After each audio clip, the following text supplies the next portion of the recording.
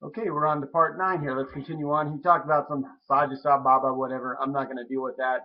I just want to make some comments on his closing statement here.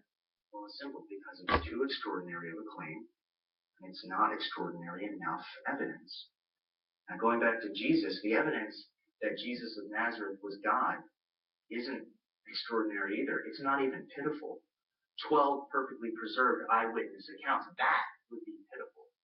Thousands of eyewitnesses like Sanjay Sai Baba, that would be underwhelming at best. But what you have, Curtis, is non-existent.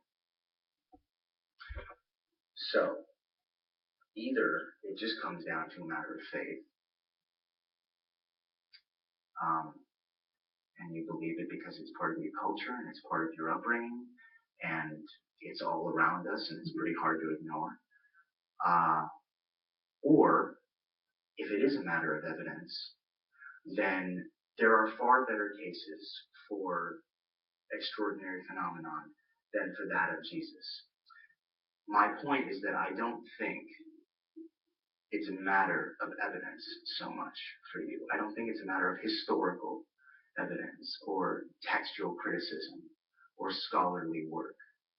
I think it's a matter of faith. I welcome a video response, and I think your whole presentation there was pathetic. It was ridiculous. Errors, conspiracy theories, ignorance on full display. The reason why you don't accept the claims for Jesus is not because of the evidence. It's not because of that. It's because you will not accept anything supernatural no matter what. You won't do it. Your presuppositions stop you from accepting it. If you saw Jesus floating in the sky, let's say you saw that, would you believe, oh, wow, there's Jesus? And would you fall down and worship him? Absolutely not. You would think, there's a million things you could think. That's a magic trick. That is Saji Sai Baba. That is an alien. That is a projection from Hollywood.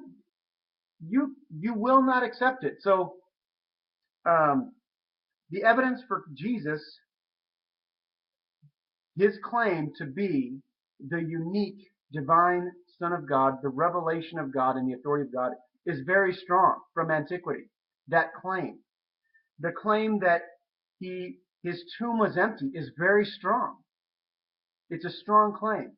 There's a very high historical probability that his tomb was found empty by women. There's a very high historical probability he was crucified. There's a very high historical probability that his hundreds of followers had encounters of him in ecstatic visionary experiences. Everybody acknowledges that. All scholars acknowledge that. So let's say you had seen Jesus in his miracles. You saw him walk on water. You saw him turn the loaves and all that stuff. And then you saw his grave, and then you saw him walk out of there. Would you believe, from your perspective, from your metaphysical naturalism? You would not. Absolutely not. It would not matter if you were there watching it, chronicling it. You saw these things, nothing like, no. It wouldn't matter. Wouldn't matter.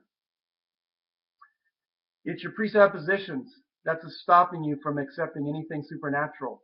You can't accept it. It won't fit through your grid, the box you have reality in. It doesn't fit.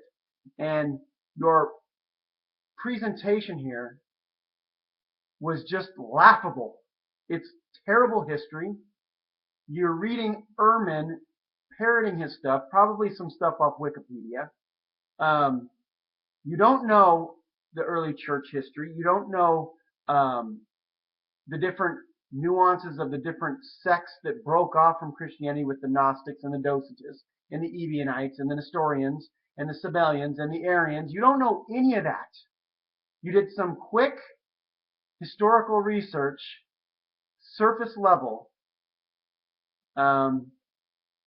non-existent, to use your words, evidence for your historical reconstruction. It's ridiculous. It's Dan Brown Da Vinci Code stuff.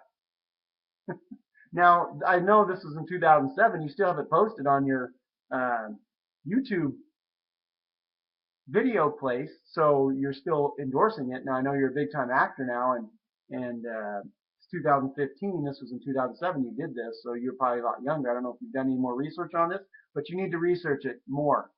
It's what you put out here is pathetic. Like you said, I'll use your words, pathetic. It's laughable. So what we have with Jesus and the early church and the New Testament documents is the best manuscript tradition by far of any other manuscripts from antiquity. We have within that 27 documents that have traditions that date very early. Those people that wrote those documents were in touch with first generation and second generation Christians. We're talking about an oral culture here, not a visual culture like ours, an oral culture that is very, they use what we think of as the eye when we watch movies and all this. There is the ear. They tell stories. That's how they communicate with each other. A tremendous oral culture that has a ferocious memory. And these people thought that they were encountering the very Son of God, the Messiah himself. So, and these are hundreds of people that saw these things. So the evidence for Jesus is very strong.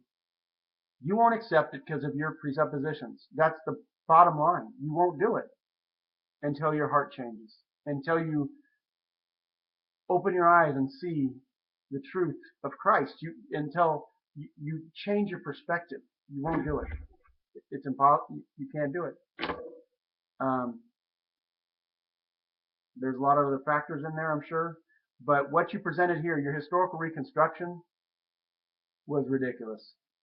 So that's it. And I hope you do some more research in this topic. And I hope that you think about what I said. I know it's kind of harsh at times, but your thing here and your attack on this other Christian, I don't know what he said, but it was pretty harsh as well. So I'm doing the same to you and trying to wake you up to do some more research on this because this was silly. All right. God bless. Hope you have a great day.